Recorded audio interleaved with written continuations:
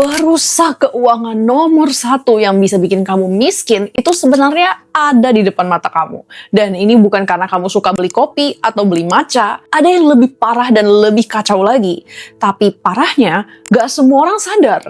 Dan hari ini aku bakal share 5 perusak keuangan yang paling besar mulai dari nomor 5 sampai ke nomor 1 paling bahaya. Dan di urutan kelima itu income-nya kurang. Nah jujur Li ya, 90% orang yang datang ke aku dengan mengatakan kalau mereka tuh keuangannya bermasalah, setelah digali-gali, akar masalahnya itu biasanya income dan pengeluarannya itu nggak seimbang. Dan parahnya ya, aku sering lihat kalau orang tuh nggak sadar kalau solusinya itu naikin income. Mereka nggak kepikiran. Mereka tuh kalau kurang uang mikirnya, oke, harus hemat nih mati-matian. Atau lebih parah lagi, ngutang. Ya, padahal ya, solusi jangka panjangnya itu cuma satu, naikin income. Tenang, aku nggak bakal suruh kamu kalau misalnya sekarang kamu masih gaji UMR langsung tiba-tiba 100 juta ya, itu nggak realistis. Tapi coba deh untuk naikin mungkin 1 juta sebulan gitu dengan freelance lah atau cari kerjaan sampingan, jualan, dropship. Nah, kalau udah aku bilang naikin income, biasanya pertanyaan lanjutannya adalah harus punya income berapa nih biar hidup tuh nggak boncos. Nah, jawabannya ya tergantung lifestyle kamu hidupnya di kota mana kayak gitu-gitu. Tapi intinya, pengeluaran kamu harus dihitung dulu nih, karena pengeluaran tuh ada 2 jenis loh. Pertama, pengeluaran wajib, dan kedua, pengeluaran yang masih bisa dikontrol. Nah, kalau pengeluaran wajib itu misalnya seperti bayar kosan gitu. Kamu mau hemat, mau nggak hemat, kamu tetap harus bayar kosan kan? Terus, misalnya listrik, habis itu kamu juga harus makan kan? Nah, jenis yang kedua, itu pengeluaran yang masih bisa dikontrol. Kalau misalnya kamu income-nya lagi pas-pasan gitu, itu adalah hal-hal yang kamu masih bisa hemat dengan mudah gitu, tanpa mempengaruhi kehidupan kamu dengan drastis. Contohnya, budget untuk nongkrong, budget untuk pacaran, atau mungkin budget beli baju. Nah, itu kan gampang untuk kamu kontrol daripada kamu mengontrol tagihan listrik. Nah, income kamu paling tidak minimal banget harus bisa mengcover pengeluaran wajib kamu. Kalau ternyata nggak cukup, segera cari income tambahan atau mungkin cari pekerjaan lain yang gajinya lebih realistis sesuai dengan pengeluaran wajib kamu. Oke? Nah, kalau pengeluaran wajib itu sudah aman gitu, dan kamu masih ada spare, nah baru pengeluaran yang untuk hal-hal yang bisa dikontrol, which is ya your lifestyle, itu disesuaikan secara realistis. Kalau aku pribadi sih, aku suka bikin 2 angka gitu untuk pengeluaran yang bisa dikontrol. Pertama itu angka realistis sesuai dengan income sekarang, dan yang kedua itu adalah angka ideal. Nah, pasti kita semua punya lifestyle ideal yang ingin kita kejarkan, tapi of course belum tentu income kita mampu membiayai lifestyle tersebut. Ya nggak apa-apa, bermimpi dulu kayak gitu, biar kamu tahu nih, kamu harus nargetin kenaikan income seberapa untuk bisa hidup seperti lifestyle impian kamu. Tapi kita juga harus realistis, harus ada angka yang sesuai dengan income kita. Kalau aku pribadi sih, aku kurang setuju ya dengan kehidupan yang harus hidup sehemat mungkin atau frugal living lah kayak gitu. Aku percaya kamu mau hidup enak, boleh. Tapi gaya hidup kamu itu harus realistis dengan income kamu gitu. Nggak mungkin lifestyle kamu di atas income ya, boncos itu minus melulu kayak gitu. Nah, sebelum aku lanjut ke perusak keuangan berikutnya, kalau kamu suka belajar tentang keuangan, jangan lupa untuk like dan subscribe biar kamu nggak ketinggalan video berikutnya. Oke, di urutan keempat adalah masalah pajak. Kalau kita bahas soal penguras keuangan diam-diam, ya pajak adalah salah satunya. Nah, kesalahannya itu di sini, kebanyakan orang mikir kalau pajak itu cuma urusan orang kaya dan perusahaan-perusahaan. Padahal faktanya ya, selama kamu tuh usianya di atas 18 tahun dan kamu punya penghasilan, kamu tuh wajib lapor pajak. Oke, kamu udah termasuk wajib pajak. Kamu harus wajib lapor. Belum tentu kamu harus bayar, tapi kamu harus lapor. Kalau nggak dilapor gimana? Wah, ini nih yang suka bikin muncul masalah nih. Aku kasih contoh ya. Biasanya ini bakal muncul masalahnya kalau kamu investasi atau kamu beli aset. Misalnya beli rumah atau beli mobil. Nah, aku contohin misalnya kamu mau beli mobil lah ya. Let's say kamu mau beli mobil dan kamu nggak pernah lapor pajak. Nah, terus kantor pajak bingung dong. Kamu dapat duit dari mana? Kok bisa punya duit ratusan juta untuk beli mobil padahal nggak pernah lapor pajak? Nah, itu ujung-ujungnya kamu bisa diperiksa lah, dikejar pajak, bahkan kamu disuruh bayar denda. That's why kita harus laporin penghasilan kita. Ya dari gaji kantoran kek, omset bisnis kek, uang dari kerja freelance kek. Tujuannya biar nanti saat kamu kan pasti mau investasi lah, beli aset, kayak gitu. Biar kantor pajak nggak cari masalah sama kamu. Orang ya, itu suka takut lapor pajak karena takut dikejar pajak. Justru kalau kamu nggak lapor, kamu bakal dikejar pajak. Kayak gitu. Dengan kamu melapor, itu mengurangi resiko kamu actually gitu loh. Dan ya, dengan kamu lapor pajak, belum tentu kamu harus bayar loh. Karena masing-masing orang itu punya jatah penghasilan tidak kena pajak.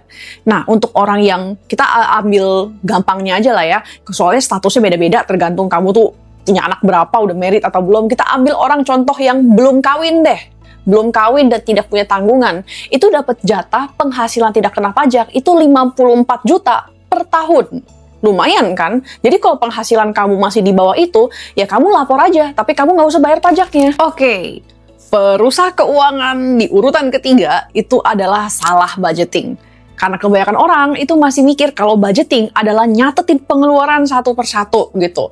Although itu tuh nggak salah, tapi kalau dari prakteknya ya, semua orang yang coba untuk nyatetin semua pengeluaran kecil-kecil, ujung-ujungnya ke-skip karena males dan terlalu sibuk. Ya kamu bayangin aja, tiap kali kamu mau jajan, beli seblak, beli bakso, bayar parkir, kamu nyatetin pasti ada yang kemis, pasti ada yang kelewat. Atau enggak, kamu terlalu sibuk dengan pekerjaan kamu, dan ujung-ujungnya kamu nggak ada waktu untuk mencatat, dan ujung-ujungnya kamu balik lagi ke metode yang penting ada saldo di rekening, bebas untuk saya spend, dan itu bikin kamu boncos. Kok aku bisa tahu? Ya karena dulu aku sendiri juga seperti itu gitu. Aku ngerasain, aku coba untuk mengatur keuangan aku secara detail dengan cara nyatetin uang parkir, tiap kali aku beli kopi, tiap kali aku bayar tol, dan ujung-ujungnya itu bikin aku capek banget karena itu membuang waktu banget. Ujung-ujungnya aku nggak catat keuangan tersebut. Makanya sekarang aku udah nggak lagi nyatetin pengeluaran-pengeluaran yang dalam tanda kutip receh. Aku pakai sistem lain yang jauh lebih efektif dan nggak makan waktu. Karena ya realistis aja, aku sibuk dan aku lebih prefer untuk waktu aku dipakai untuk cari uang. Gimana tuh caranya? Nah, jadi tiap bulan aku bakal budgetin dulu dan aku bakal langsung pisahin ke satu rekening khusus yang memang tujuannya untuk di-spend. Itu adalah rekening pengeluaran sehari-hari, kayak gitu. Jadi nggak disatuin dengan rekening tabungan aku, oke? Biar kalau tiap kali aku ada pengeluaran sehari-hari, ya aku pakai rekening pengeluaran sehari-hari. Nggak ada hubungannya dengan rekening tabungan aku. Jadi kalau misalnya aku lihat tabungan aku itu saldonya lumayan, aku nggak kegoda untuk pakai atau untuk spend atau jadi hedon karena aku cuma boleh pakai dari rekening pengeluaran sehari-hari. Make sense? Nah, masalahnya berapa nih yang harus disisihkan atau dibudgetin tiap bulan? Nah, ini balik lagi tergantung dengan gaya hidup kamu dan kebutuhan kamu gitu ya. Which is kita udah bahas di poin pertama sebenarnya. Ya, ujung-ujungnya balik ke pengeluaran wajib dan juga budget untuk senang-senang. Karena kita nggak mungkin cuman hidup doang, kamu pasti mau happy-happy kan? Kamu mau makan di luar, mau nonton lah sama pacar atau apa. Aku mau sharing dikit ya, biasanya orang pas lagi hitung budget seneng-seneng bulanan, itu mereka suka cuman memikirkan hal-hal yang tiap bulan pasti keluar. Misalnya budget untuk nongkrong, budget makan di luar, budget WFC, budget untuk beli kopi, yang kayak gitu-gitu. Nah, tapi mereka lupa, kalau budget untuk senang-senang, itu kadang-kadang ada yang jarang keluar, tapi sekali keluar itu besar. Contohnya, kamu tuh tipe orang misalnya yang kalau ulang tahun traktirin temen kayak gitu. Nah itu kan harus dibudgetin. Atau kamu tuh tipe orang yang tiap tahun mau pergi liburan sama keluarga atau gimana, itu juga harus dibudgetin. Atau kamu tuh tiap hari raya kamu beli baju. Kayak gitu, beli baju baru. Nah, itu juga harus dibudgetin. Lumayan loh keluar duitnya. Nah, caranya gimana untuk budgetin? Kan tiap bulan belum tentu keluar. Nggak tiap bulan kamu ulang tahun. Nggak tiap bulan kamu liburan kan? Nah, kalau aku sih, aku bakal buka satu rekening khusus nih untuk pengeluaran besar. Basically kayak tabungan untuk pengeluaran besar lah. Misalnya nih, let's say aku sisihkan misalnya 1 juta sebulan lah untuk rekening tersebut kayak gitu. 1 bulan aku transfer ke sana, bulan depan aku transfer lagi 1 juta. Nah, setelah 3 bulan berarti udah 3 juta kan? Setelah 6 bulan udah 6 juta kan? Nah, kalau tiba-tiba setelah 6 bulan temen aku ajak, ke Bali bareng yuk. Berarti tabungan rekening pengeluaran besar aku ada 6 juta. Bisa nggak ke Bali? Ya bisa, karena memang udah aku budgetin. Duitnya ada. Tapi kalau tiba-tiba teman aku ajak, Kel, ke Eropa yuk. Nah, aku lihat aja dulu nih tiketnya. Wah, PP aja 20 juta. Nggak dulu deh guys, budget gue cuma 6 juta. Make sense? Nah, kalau menurut aku pribadi, spend money itu oke banget. Yang penting udah kamu budgetin gitu. Bukan kamu beli dulu, habis itu bayarnya pakai pay later cicilan 36 bulan. Oke, jangan ya. Itu berhubungan ke perusak keuangan berikutnya, yaitu hobi ngutang. Apalagi ya, untuk hal-hal yang konsumtif kayak gitu. Misalnya kamu mau beli tiket konser kayak atau iPhone 17 gitu. Habis itu, instead of kamu budgetin dulu dan kamu nabung, yang ada malah kamu pakai pay later lah, terus dicicil 36 bulan kayak gitu. Itu ujung-ujungnya membangun mindset yang penting bisa bayar cicilannya, gas. Padahal itu perusak keuangan. Dan yang lebih parah lagi, aku masih sering lihat ya tipe-tipe orang yang punya mindset tuh gini, kalau urgent butuh uang, ya nggak apa, ngutang aja. Kayak gitu. Nah, kita harus buang mindset ini jauh-jauh gitu ya. Pokoknya kamu harus hidup dengan mindset kalau opsi hutang itu nggak ada. Kalau terutama untuk konsumtif ya, kecuali kamu mau kredit untuk beli rumah atau sesuatu, kredit modal usaha kayak gitu, itu masih produktif. Tapi kalau misalnya kamu mau ngutang buat tiket konser, ya ngapain gitu loh. Nah, itu opsi itu harus dibuang jauh-jauh, biar kalau misalnya kamu ada kebutuhan, kamu harus memaksakan diri kamu untuk cari solusi lain. Kalau kamu ada kebutuhan dan duit kamu nggak cukup atau pas-pasan, ya kamu harus cari solusi selain ngutang, mikir. Kamu kerja kek, cari pekerjaan tambahan, kamu freelance, ya cari duit gitu. Dan ini juga kenapa penting banget untuk kamu punya dana darurat minimum 3-6 bulan biaya hidup.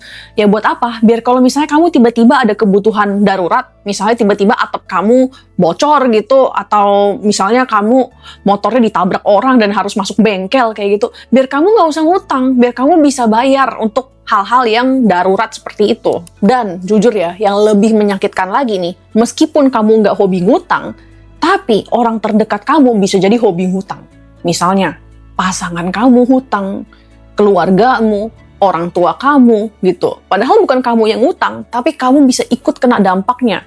Either mereka minta duit sama kamu untuk bantu lunasin, gitu, atau debt collector-nya nagih dan kejar-kejar kamu. Dan ini berhubungan ke perusak keuangan nomor 1, yaitu kurangnya transparansi dan komunikasi soal uang. Banyak orang yang keliru dan mereka pikir kalau akar masalah keuangan dalam keluarga atau hubungan itu adalah kurang duit. Padahal ya, yang bikin masalah itu makin parah dan akar masalah sebenarnya adalah kurangnya transparansi dan komunikasi. Saat kita ada masalah keuangan, kita harus bicara dengan orang-orang serumah paling tidak gitu. Kalau kita tutup-tutupin, itu bakal jadi makin parah. Dan jujur Li, ini tuh jarang banget dibahas. Karena no matter seberapa keras kamu bekerja, seberapa banyak uang yang kamu kumpulkan, kayak gitu. Kalau misalnya kamu punya pasangan yang hobi ngutang atau keluarga kamu suka minjem duit, semua yang hasil kerja keras kamu bisa tiba-tiba hilang dalam satu malam gara-gara mereka. Contohnya nih, gara-gara suami istri nggak pernah bahas soal duit kayak gitu, gara-gara takut kelihatan nggak hebat lah atau apa, atau nggak mau kelihatan kayak punya masalah. Tahu-tahu ketahuan dikejar-kejar sama debt collector, ternyata salah satu dari mereka ada yang punya utang 1 miliar. Nah, pusing nggak? Atau misalnya nih, kamu sebagai anak sudah kerja keras kayak gitu, ternyata orang tua kamu minta duit karena mereka punya hutang. Let's say mereka bilangnya minta 10 juta dong untuk lunasin hutang, udah sekali ini aja, kamu bantuin 10 juta. Nah, ternyata mereka tuh diem-diem hutangnya, let's say ratusan juta, tapi mereka cuma ngakunya 10 juta, biar kamu kasih dulu. Nah, kenapa nggak mereka jujur dulu kalau total hutangnya itu misalnya 300 juta kayak gitu misalnya, biar kamu bisa kalkulasi nih sebagai anaknya. Sebagai anak kan pasti kamu mau bantu kan gitu, dan itu tuh something yang good gitu. Bukan berarti kita nggak boleh bantu keluarga, tapi kalau misalnya keluarga nggak jujur, kamu juga nggak bisa bantu mikir solusi dan untuk mengatur kemampuan kamu sendiri ini. Kalau misalnya kamu dari awal udah tahu orang tua kamu tuh hutangnya 300 juta, mungkin kamu mungkin kamu nggak cuman kayak, oh ya udahlah gue transfer 10 juta dulu, bulan ini aku hemat. Nah, mungkin kamu pikir, wah kalau misalnya total hutangnya 300 juta, kayaknya gue harus ganti pekerjaan nih, baru bisa bantu nih. Nah, kalau kamu butuh informasi itu, harus ada komunikasi. Dan hanya dengan komunikasi, baru bisa ketemu solusinya gitu. We'll never know kalau misalnya dengan kita cerita masalah keuangan kita dengan pasangan atau dengan keluarga, ternyata mereka punya opportunity atau solusi yang ternyata bisa membantu kita selain dari transferin duit kayak gitu. Nah, tapi kalau kita tutup-tutupin masalah kita gitu, kita nggak memberikan orang terdekat kita kesempatan untuk membantu kita dengan kelebihan mereka. Dan transparan soal keuangan itu bukan soal kamu kasih semua password sosial media, semua PIN ATM gitu ya. Kecuali ya kamu memang mau kayak gitu. Nah, transparan di sini adalah kalau misalnya kamu ada kebutuhan, ngomong. Kalau kamu ada hutang, ngomong. Kalau misalnya kamu butuh bantuan apapun, ngomong. Dan ini goes the other way. Nggak cuma saat kamu butuh bantuan doang, tapi saat orang lain atau keluarga kamu minta pertolongan kamu juga harus bisa jujur soal dan realistis soal kemampuan kamu untuk membantu mereka. Karena aku percaya nih ya, kita masing-masing hidup punya tujuan dan kehidupan masing-masing, punya biaya hidup sendiri gitu kan. Kita nggak hidup cuman untuk membiayai atau membantu finansial orang lain. Kamu juga punya kehidupan sendiri. Nah, kalau kamu mau bantu, itu bagus. Tapi kamu harus komunikasi nih. Misalnya, let's say orang tua kamu punya hutang 100 juta kayak gitu. Nah, tapi ternyata kemampuan tabungan kamu sekarang hanya bisa membantu misalnya 50 juta kayak gitu. Nah, instead of kamu berhutang 50 juta lagi, biar kamu bisa transferin 100 juta ke orang tua kamu, kenapa kamu nggak jujur aja gitu? Kamu harus latih diri kamu untuk bisa jujur soal batasan finansial kamu juga, kayak gitu. Jangan pengen sok superhero gitu, kamu bilang, misalnya, "Pak, Mah, tabungan aku sekarang cuma ada 50 juta ya, aku cuma bisa bantu 50 juta nih. Nah, sisa 50 jutanya, coba kita pikir solusi bareng-bareng nih, kayak gimana? Apakah ada peluang bisnis yang bisa kita coba nih untuk cari 50 juta itu?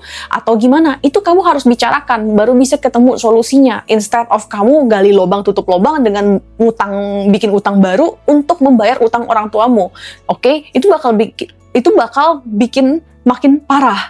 Jujur ya, di era sekarang, kalau kamu tuh mau hidup tenang gitu, kamu harus ngerti keuangan, pajak, dan legal. Dan sayangnya, nggak banyak orang yang bahas ini. Nah, makanya aku kerjasama dengan Ko Vincent Lianto, seorang kuasa hukum perpajakan yang udah handle lebih dari 3.000 klien untuk bikin kelas Personal and Family Finance Masterclass. Di kelas ini, kamu akan belajar mindset dan sistem keuangan pribadi, cara atur keuangan rumah tangga tanpa boncos, pajak dan legal dasar untuk kamu yang mau berkeluarga, fondasi long-term wealth, dan cara komunikasi keuangan tanpa ribut. Nah, total ada 29 video dan durasinya itu lebih dari 8 jam, isinya full daging semua. Dan tenang, kamu bisa akses video ini kapanpun tanpa batas waktu, oke? Dan nggak cuma itu, tapi ada juga bonus e-workbook biar kamu bisa gampang praktek nih ilmu-ilmu yang diajarin di kelas, dan juga ada bonus e-book Money Talks for Couples yang isinya itu adalah guideline untuk buat family money meeting dan juga skrip untuk bahas keuangan dengan pasangan kamu. Jadi kalau kamu serius mau glow up keuangan untuk pribadi kamu atau untuk keluarga kamu, langsung aja cek link di description untuk ikutan kelasnya sebelum harganya naik. Kalau kamu udah nonton video ini sampai sini dan kamu rasa dari 5 poin tadi pun ternyata keuangan kamu masih tetap bocor, ya jujur aja, kemungkinan besar kamu adalah sandwich generation. Dan challenge-nya itu beda. Tapi kabar baiknya, aku udah pernah bikinin video khusus untuk sandwich generation yang ini, jadi nonton ya, dan kamu bakal tahu nih trik-trik apa yang bisa bantu kamu untuk stop jadi ATM keluarga. Thanks for watching dan sampai jumpa lagi di videoku yang ini.